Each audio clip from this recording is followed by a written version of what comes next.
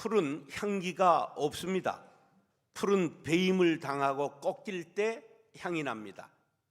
풀을 영어로 그레스라고 하지만 냄새나는 풀을 허브라고 부릅니다. 풀은 베이고 꺾일 때 허브가 됩니다. 풀은 힘없는 민중을 상징하고 마르고 시드는 인간 존재를 상징합니다. 김수영 시인의 풀을 한번 듣겠습니다. 풀이 눕는다. 비를 몰아오는 동풍에 나부껴 풀은 눕고 드디어 울었다. 날이 흐려서 더 울다가 다시 누웠다. 풀이 눕는다. 바람보다도 더 빨리 눕는다. 바람보다도 더 빨리 울고 바람보다 먼저 일어난다. 날이 흐리고 풀이 눕는다. 발밑까지 눕는다. 바람보다 늦게 누워도 바람보다 먼저 일어나고 바람보다 늦게 울어도 바람보다 먼저 웃는다. 날이 흐리고 풀뿌리가 눕는다. 풀은 연약한 인간을 상징하는 동시에 자연의 그 힘을 상징하기도 합니다. 풀향기 교회가 어느덧 33주년이 되었습니다. 33년은 인류를 구원하신 예수님께서 돌아가신 나이입니다. 오늘은 풀향기 교회가 예수님을 대신해 향기가 되고 그리스도의 편지가 되고 복음을 온 누리에 전하리라 다짐하고 다시 떨쳐 일어나는 날이 되기를 축원합니다. 제가 축시를 아침에 썼습니다. 풀향기 교회 33주년에 붙여 풀은 비바람에 누워도 꺾이지는 않는다. 푸른 숲의 모든 생명들이 높이 오르려 다툴 때에도 묵묵히 낮은 곳을 향하며 푸르른 사명을 다한다. 푸른 씨를 뿌리고 가꾸는 이 없어도 원초적 생명으로 대지를 푸르게 덮는다. 풀은 찢기고 잘릴 때 그 눈물, 그 고통을 향기로 바꾼다. 풀향기. 오늘은 노아의 방주 이야기를 중심으로 방주교회라는 제목으로 말씀을 전하겠습니다. 예수님께서 말씀하셨습니다. 예루살렘을 떠나지 말고 아버지께서 약속하신 성령을 기다리라. 이 말씀을 믿고 마가다락방에 120명의 문도들이 모여 열흘간 간절히 기도하자 성령이 바람같이 불같이 임하면서 비로소 교회가 시작되었습니다. 교회는 마가다락방에서 시작되었지만 성경에는 이 마가다락방 교회 이전에 교회의 모습이 여러 가지로 나타나고 있습니다. 이것을 교회의 원형이라고 부릅니다. 본디의 모양이라 그런 뜻입니다. 5가지의 본디의 모양, 원형 교회가 있는데 첫 번째 교회를 방주교회라고 말합니다. 바로 노아가 만든 방주를 일컫습니다. 두 번째, 스데반이 사도행전 7장 38절에 마지막 순교전에 설교를 하는데 그 설교 중에 이스라엘 백성들이 광야 40년을 지나갔던 그 광야를 교회라고 이야기하고 있습니다. 세 번째는 광야 40년간 이동식으로 접었다 펼다 했던 성막이 교회의 원형입니다. 네 번째, 솔로몬 성전, 수룹바벨 성전, 헤롯 성전, 이렇게 3번에 걸쳐서 무너졌다 지었는데요, 이 성전을 교회의 원형이라고 합니다. 5번째, 성전이 파괴된 후 유대인들이 모여 기도하고 예배하던 것을 시나고그라고 말하는데 회당이라고 번역합니다. 이 회당을 바로 교회의 원형이라고 말하고 우리가 예배하는 예배의식의 많은 부분이 회당의 모습을 그대로 우리가 이어오고 있다는 걸 알아야 합니다. 이렇게 교회 이전에 교회가 5가지 형태가 있었습니다. 오늘은 그 교회의 최초 원형인 방주교회에 대해 말씀을 드리고자 합니다. 방주는 한자로 네모난 배를 의미합니다. 방자는 사방방자요, 그리고 배주자입니다. 그런데 배라는 뜻의 한자가 하나 더 있죠? 배선입니다. 배선은 배주자 플러스 8팔자와 입구자로 되어 있습니다. 배에 8명이 탄 배가 누가 있죠? 노아의 방주입니다. 그래서 저 배선자는 노아의 방주를 보고 만든 한자라고 풀이하는 사람들이 있습니다. 자, 배의 종류를 한번 보겠습니다. 배의 종류는 여러 종류가 있습니다. 여객선이 있고, 여객선 중에는 크루즈도 있고 유람선도 있습니다. 군함이 있습니다. 군함 중에는 항공모함, 구축함, 순양함, 잠수함 등이 있습니다. 화물선이 있습니다. 컨테이너를 실어 나르는 화물선, 그리고 수송선이 이에 해당됩니다.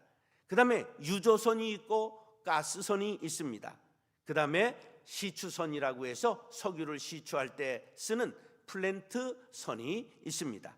그리고 쇄빙선, 바지선과 같은 특수선이 있습니다. 노아의 방주는 이런 배와는 다른 구원선입니다. 홍수로 인하여 세상의 모든 사람들이 죽고 생물들이 죽고 땅이 모두 물에 잠겼을 때 노아 방주에 탄 노아의 8 식구만이 살아남았고 암수 한 쌍씩 배에 탄 짐승만 살아남았습니다. 노아의 방주는 유람선도 아니요, 군함도 아니요, 화물선도 아니라 인류를 다시 살리려는 하나님의 구원의 경륜을 이루시려는 구원의 계획에 쓰임받은 구원선입니다. 사랑하는 형제 자매 여러분, 교회는 노아의 방주와 같이 구원선이 되어야 합니다. 풀양기 교회는 방주교회와 같이 구원선의 역할을 잘 감당할 수 있는 교회가 될 수 있기를 예수님의 이름으로 축원합니다.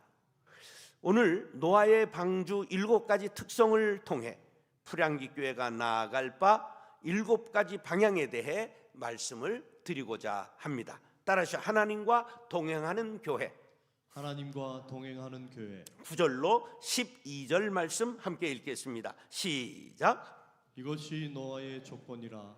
노아는 의인이요 당대의 완전한 자라. 그는 하나님과 동행하였으며 세 아들을 낳았으니 셈과 함과 야벳이라. 그때에 온 땅이 하나님 앞에 부패하여 포악함이 땅에 가득한지라. 하나님이 보신즉 땅이 부패하였으니 이는 땅에서 모든 혈육 있는 자의 행위가 부패함이었더라. 자, 노아의 방주의 선장은 누구였죠? 노아였습니다. 당대는 죄악이 땅에 가득 찼습니다. 땅의 죄악상을 오늘의 본문은 3가지로 고발하고 있습니다. 첫 번째, 온 땅이 하나님 앞에 부패하였다. 포악함이 땅에 가득하였다. 모든 혈육 있는 자의 행위가 부패하였다고 고발하고 있습니다. 한마디로 모두가 썩었습니다. 모두가 죄인입니다. 그런 세상 속에서 노아만은 예외였는데 노아의 사람됨이 어떠했는가 3가지를 말합니다. 첫째는 노아는 의인이요 당대의 완전한 자였습니다. 그렇게 될 수 있었던 까닭은 하나님과 동행했기 때문입니다. 노아가 의인이라 인정받고 완전한 자라 인정받을 수 있었던 것은 어떻게 해서 그렇게 됐다고요? 하나님과 동행했기 때문입니다. 창세기 39장 2절 말씀 시작. 여호와께서 요셉과 함께 하심으로 그가 형통한 자가 되어 그의 주인 애굽 사람의 집에 있으니. 요셉은 노예였습니다. 요셉은 죄수였습니다. 그런데 그가 형통한 자가 되고 그와 함께 있는 모든 사람이 요셉으로 인하여 복을 받았습니다. 그럴 수 있었던 까닭은 성경에서 하나님께서 요셉과 함께 하심으로 그렇게 설명하고 있습니다. 사랑하는 형제 자매 여러분, 하나님과 동행하는 풀양기 교회 성도님들이 될 수 있기를 예수님의 이름으로 축원합니다. 따라서 하나님의 음성을 듣는 교회. 하나님의 음성을 듣는 교회. 13절입니다. 시작. 하나님이 노아에게 이르시되 모든 혈육 있는 자의 포악함이 땅에 가득하므로 그 끝날이 내 앞에 이르렀으니 내가 그들을 땅과 함께 멸하리라. 노아는 하나님이 이르시는 하나님의 음성을 들었다고 성경은 말씀하고 있습니다. 노아가 하나님의 음성을 들을 수 있었던 것은 하나님과 동행했기 때문이요, 영의 귀가 열려 있었기 때문입니다. 자, 여러분들, 맹인이 살기가 편할까요? 귀머거리가 살기가 편할까요? 여러분, 둘 중에 하나를 택한다면 맹인을 택하겠어요? 청각장애 귀머거리를 택하겠어요? 대부분 귀머거리를 택하겠죠? 그런데 놀랍게도 맹인은 박사도 있고 맹인은 부자도 있습니다. 그런데 청각장애인은 박사도 없고 전부 다 가난합니다. 왜 그럴까요? 듣지 못하면 말하지 못하기 때문입니다. 듣는 것이 그리 중요합니다. 사람들은 누구나 말을 잘하기를 원합니다. 그럼 말을 잘하기 원하지만 뭐를 해야 말을 잘할 수 있을까요? 잘 들어야 합니다. 이에 대하여 이사야 50장 4절은 이렇게 말씀합니다. 시작. 주 여호와께서 학자들의 혀를 내게 주사 나로 권고한 자를 말로 어떻게 도와줄 줄을 알게 하시고 아침마다 깨우치시되 나의 귀를 깨우치사 학자들같이 알아듣게 하시도다. 학자의 혀를 갖기 위해서는 뭐가 전제돼야 된다고요? 학자의 귀가 있어야 합니다. 영어를 잘하기 위해서는 먼저 뭐를 해야 되지요? 듣기를 먼저 해야 하는 것입니다. 하나님의 음성을 듣는 것이 그렇게 중요합니다. 요한복음 5장 25절 시작. 진실로 진실로 너희에게 이르노니 죽은 자들이 하나님의 아들의 음성을 들을 때가 오나니 곧 이때라. 듣는 자는 살아나리라. 아멘. 방주는 무동력선입니다. 바람에 의하여 움직입니다. 교회의 동력은 기도입니다. 성도들이 기도하고 교회가 뜨겁게 기도할 때 교회에는 성령의 바람이 불고 성령께서 교회를 운행해 주실 줄로 믿습니다. 불양기 교회는 하나님의 음성을 듣기 위하여 기도하는 성도들로 가득 찬 교회, 그리하여 하나님의 음성을 듣고 나아가는 신령한 교회가 될 수 있기를 예수님의 이름으로 축원합니다. 따라서 법도가 있는 교회. 법도가 있는 교회. 14절로 16절 시작. 너는 고페르 나무로 너를 위하여 방주를 만들되 그 안에 칸들을 막고 역청을 그 안팎에 칠하라. 내가 만들 방주는 이러하니 그 길이는 300규빗, 너비는 50규빗, 높이는 30규빗이라. 거기에 창을 내되 위에서부터 한 규빗에 내고 그 문은 옆으로 내고 상중하 3층으로 할지니라. 하나님께서 친히 방주의 규격을 일러 주셨습니다. 자, 규빗이라는 말이 나오죠. 규빗은 성인의 팔꿈치부터 손가락 끝까지를 규빗이라고 그러는데 45cm입니다. 그러니까 옛날 분들이 얼마나 지혜로웠어요. 사람들이 요 자를 갖고 다니는 거예요. 이렇게 재면 되잖아요. 여러분 90cm인 거예요. 45cm 이렇게 재 나가는 거예요. 그래서 배의 길이는 135m, 그리고 배의 너비는 22.5m, 그리고 높이는 13.5m. 창문은 위로부터 한 규빗 45cm 아래에 내고 문은 옆으로 내고 층수는 상중하 3층으로 만들고 재료는 잣나무, 삼나무와 같은 고페르나무로 만들고 칠은 역청으로 페인트 칠을 하라 말씀했습니다. 역청이 뭘까요? 옛날 어른들이 타마구라고 말했던 코올타르, 아스팔트에 뿌리는 검은 코올타르를 뜻합니다. 석유가 많이 나는 나라였기 때문에 그것이 코울타르가 많이 분출되어 있었던 것입니다. 교회는 규모가 있고 법도가 있어야 합니다. 교회에 일을 할 때 질서가 있어야 됩니다. 교회가 성령 충만해야 되는데 성령 충만을 잘못 해석하면 안 됩니다. 성령 충만한 것은 무질서하고 무당 그냥 널뛰듯 하면 안 됩니다. 마음대로 하는 것이 성령 충만이 아닙니다. 교회는 말씀이 법이 되어야 하고 해석이 필요할 때는 생명을 살리는 방향으로 사랑을 담아 행해야 하는 것입니다. 고린도전서 14장 33절 시작. 하나님은 무질서의 하나님이 아니시요 오직 화평의 하나님이시니라. 모든 성도가 교회에서 함과 같이. 교회와 성도들의 삶이 언제나 질서와 화평을 우선시해야 된다고 말씀하고 있습니다. 사랑하는 형제 자매 여러분, 화목한 가운데서도 규모 있고 질서 있게 법도를 지키는 풀향기 교회가 될 수 있기를 예수님의 이름으로 축원합니다. 따라서 언약을 지키는 교회, 언약을 지키는 교회. 성경을 신약, 구약 그렇게 읽었지요. 그 약자는 언약이라는 뜻입니다. 약속이라는 뜻입니다. 성경에는 31,173개의 절이 있는데 학자들은 35,000가지의 언약이 담겨 있다고 말합니다. 그러니까 어느 절에는 2가지씩 약속이 한꺼번에 담겨 있다는 거예요.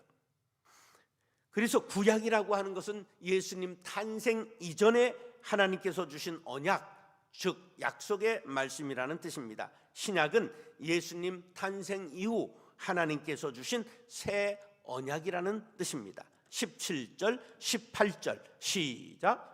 내가 홍수를 땅에 일으켜 무릇 생명의 기운이 있는 모든 육체를 천하에서 멸절하리니 땅에 있는 것들이 다 죽으리라. 그러나 너와는 내가 내 언약을 세우리니 너는 내 아들들과 내 아내와 내 며느리들과 함께 그 방주로 들어가고. 하나님께서 노아에게 홍수를 통해 땅의 모든 생물을 멸절시키겠다. 그러나 너와는 내가 언약을 세워 너의 가족을 구원해 줄 것이다. 생명의 언약을 주셨습니다. 이것은 일방적인 하나님의 은혜입니다. 교회는 이 구원의 일방적 은혜를 받은 사람들이 모인 곳입니다. 그러므로 그 구원의 은혜에 감사하며 이 언약을 전해야 됩니다. 구원의 방주에 올라타라 생명을 얻으리라. 이 배에 타야 산다고 우리는 복음을 전해야 하는 것입니다. 창세기 17장 9절 말씀 시작. 하나님이 또 아브라함에게 이르시되 그런즉 너는 내 언약을 지키고 네 후손도 대대로 지키라. 사랑하는 형제 자매 여러분, 생명의 언약을 받은 자녀답게 내가 지킬 뿐만 아니라 자녀 대대손손 우리가 이 언약을 지킬 수 있도록 복음을 전해야 됩니다. 노아가 받은 복을 우리들도 함께 받을 수 있게 되기를 축복합니다. 5번째, 따라서 모든 생명을 사랑하는 교회. 모든 생명을 사랑하는 교회. 19절로 20절 시작. 혈육 있는 모든 생물을 너는 각기 암수 한 쌍씩 방주로 이끌어들여 너와 함께 생명을 보존하게 하되 새가 그 종류대로 가축이 그 종류대로 땅에 기는 모든 것이 그 종류대로 각기 둘씩 내게로 나아오리니 그 생명을 보존하게 하라. 이 말씀은 날짐승, 길짐승, 파충류를 막론하고 모든 생명을 보존하라고 하신 명령입니다. 교회는 생명이 꽃피는 교회가 되어야 합니다. 내 생명이 귀하듯이 다른 사람의 생명도 소중합니다. 인간의 생명이 소중하듯이 동물의 생명도 소중합니다. 나무 한 그루, 풀 한 폭이 어떤 미물도 귀하지 않은 것이 없습니다. 우리는 생명을 귀하게 여겨야 합니다. 어떤 사람이 그 뱀을 증오했습니다. 그래서 산을 샅샅이 두셔서 뱀을 전부 잡아 죽였습니다. 그랬더니 어떤 일이 생겼느냐 하면 들쥐가 창궐했습니다. 그래서 그 해의 농사를 전부 쥐들이 파먹어서 전부 망치고 말았습니다.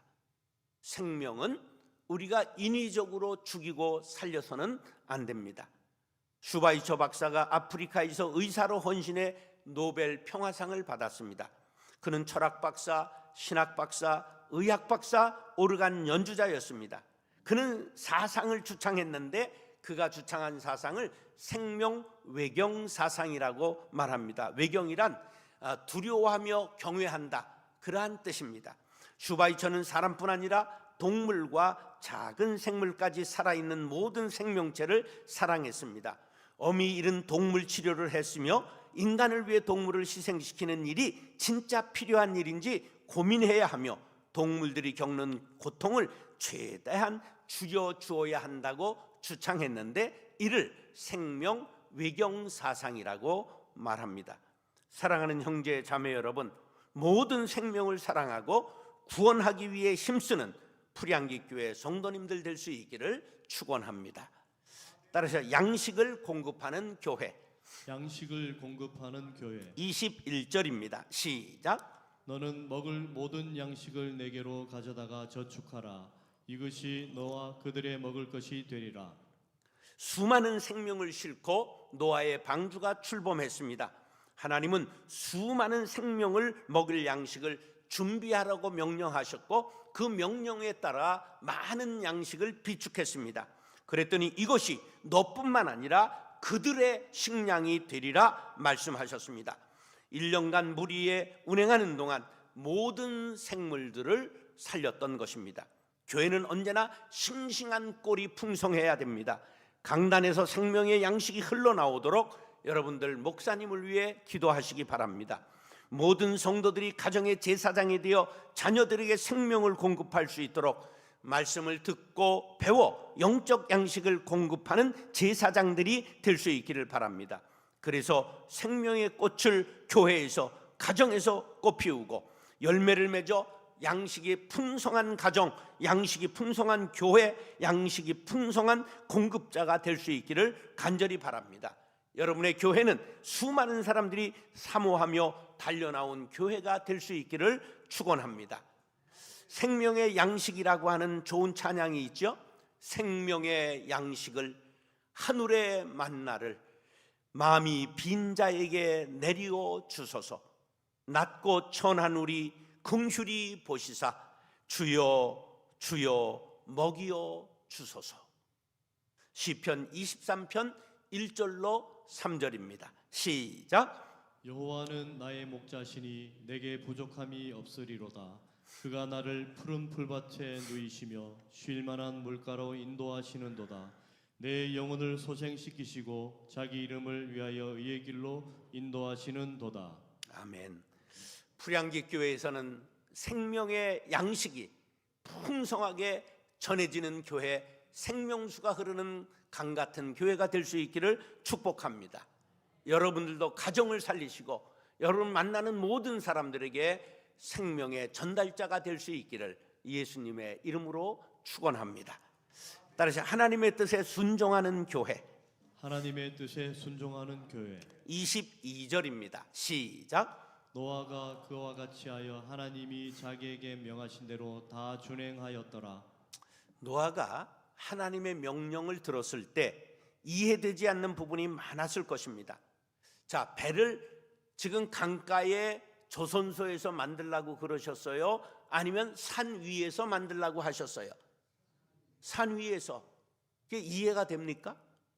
사람들이 얼마나 조롱했겠습니까? 그 다음에 몇 년간 만들라고 하셨죠? 120년간 만들라고 하셨습니다. 얼마나 크게 만들라고 하셨다고요? 길이가 135m, 축구장이 120m입니다. 종합경기장의 축구장이. 그렇게 큰 배를 만들려고 하신 것입니다. 거의 정신병자라는 소리를 들었을지도 모릅니다. 그러나 그는 묵묵히 120년 동안 가족들을 데리고 방주를 만들었습니다. 우공이산이라는 말을 들으셨죠?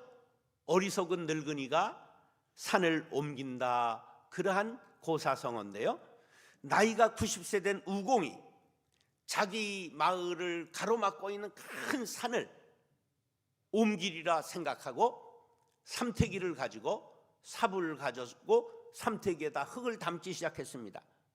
그리고 그것을 바다에 갖다 버리는데 갔다가 오는데 1년이 걸리는 거예요. 그러니까 자식들이 할 수 없이 따라 했습니다. 그런데 그것을 하늘의 옥황상제가 보고 감동해서 산을 옮겨 주었다는 전설 따라 삼천리, 이걸 우공이산이라 말합니다. 열자 탕문편에 나오는 고사입니다. 불량기 교회는 하나님의 뜻이 그러하시다 하면 힘들어도 순종하고 이해되지 않아도 순종하고 어려워도 순종하는 교회가 될 수 있기를 간절히 바랍니다. 사도행전 7장 38절에 나오는 광야교회는 바로 우리 세상에 있는 교회를 상징하는데, 교회의 교과목이 첫 번째가 순종 과목입니다. 가장 중요한 과목이 순종입니다. 신앙의 최종 승리자는 머리가 좋은 지혜자가 아니라 우직하여 순종하는 자임을 기억하시기 바랍니다. 고린도전서 1장 27절로 29절 말씀 시작. 그러나 하나님께서 세상에 미련한 것들을 택하사 지혜 있는 자들을 부끄럽게 하려 하시고 세상에 약한 것들을 택하사 강한 것들을 부끄럽게 하려 하시며 하나님께서 세상에 천한 것들과 멸시받는 것들과 없는 것들을 택하사 있는 것들을 폐하려 하시나니 이는 아무 육체도 하나님 앞에서 자랑하지 못하게 하려 하심이라. 하나님께서 왜 약하고 무식하고 천한 자를 들어 자신의 종을 삼으시는가? 그것은 여러분들이 순종하는가를 보기 위함입니다. 순종하는 자가 어리석은 자 같으나 승리하는 지혜자요, 약한 자 같으나 강한 자가 되는 하늘의 법을 배우시기 바랍니다.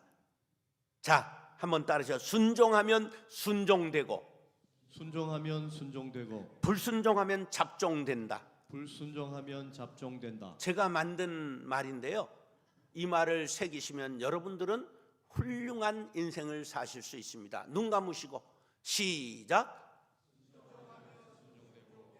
불순종하면 잡종된다.